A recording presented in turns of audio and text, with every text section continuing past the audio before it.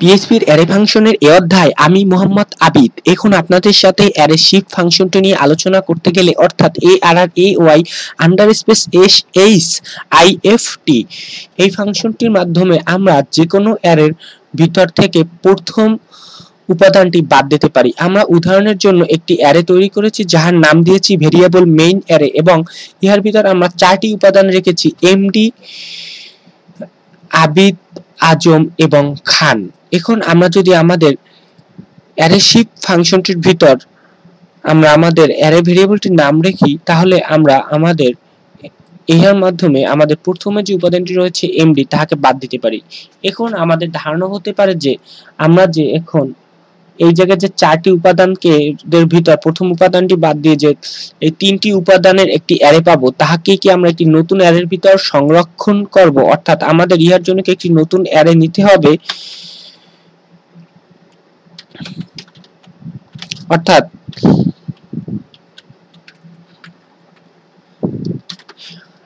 আমাদের কি এভাবে একটি নতুন অ্যারে নিতে হবে যার ভিতর আমরা আমাদের এই যে আমাদের আবিদ, আজম এবং খান এই কয়টি আইটেম এর সংরক্ষণ করব।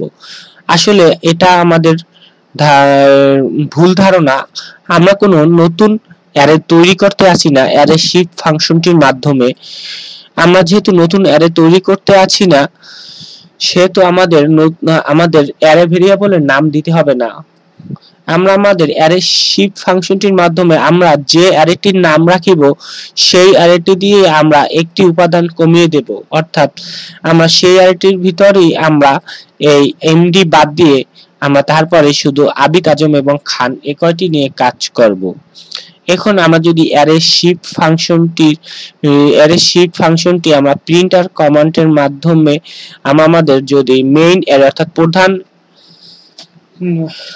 যে আমরা যে অ্যারেটি নিয়ে কাজ করি সেটির প্রিভিউ যদি আমরা দেখি অ্যারে শিফট ফাংশনটি ব্যবহারের পরে তাহলে আমরা ব্রাউজারে কি দেখিতে পারিব। তাহলে আমরা আবিদ, আজম এবং খান এই 3টি ডাটার প্রিভিউ পেয়েছি। এখন যদি আমাদের দরকার এমন হয় যে আমরা যে ডাটাটি অর্থাৎ এমডি ডাটাটি এখান থেকে ফেলে দিয়েছি, এখন এই ডাটাটিও যদি আমরা সংরক্ষণ করতে চাই তাহলে আমরা তাও পারি। অর্থাৎ আমরা এখানে একটি ভেরিয়েবলের নাম দিতে পারি এবং তার ভিতর আমরা ইহা লিখতে পারি। অর্থাৎ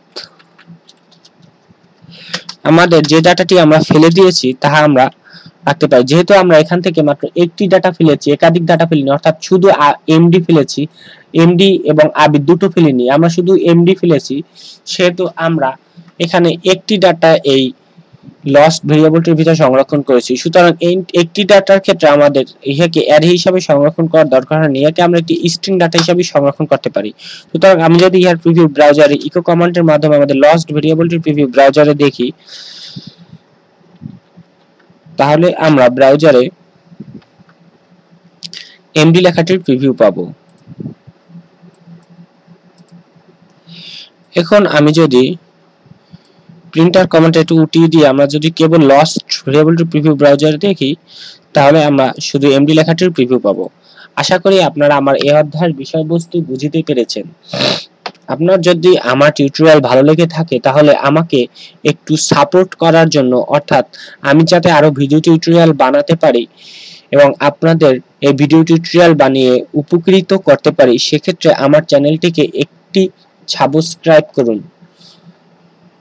আশা করি আমার ভিডিও যদি আপনাদের ভালো লাগে তাহলে আমার ভিডিওতে লাইক এবং কমেন্ট করতে আপনারা ভুলবেন না।